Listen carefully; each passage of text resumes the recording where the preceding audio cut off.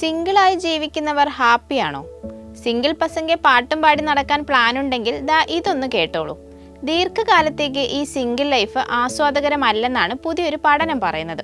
കുറെ കാലമായി സിംഗിളായി ജീവിക്കുന്നവരെക്കാൾ സംതൃപ്ത ജീവിതം നയിക്കുന്നത് പങ്കാളിക്കൊപ്പം ജീവിക്കുന്നവരാണെന്ന് സൈക്കോളജിക്കൽ സയൻസ് ജേണലിൽ പ്രസിദ്ധീകരിച്ച പഠനം വിശദമാക്കുന്നു.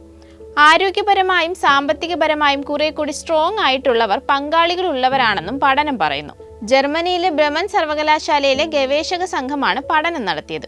യൂറോപ്പിൽ ജീവിക്കുന്ന ജീവിത പങ്കാളികൾ ഉള്ളവരും ഇല്ലാത്തവരുമായ 50 വയസ്സിന് മുകളിലുള്ള 77,000 ആളുകൾക്കിടയിൽ നടത്തിയ ഗവേഷണ ഫലമാണ് ഈ പഠനം.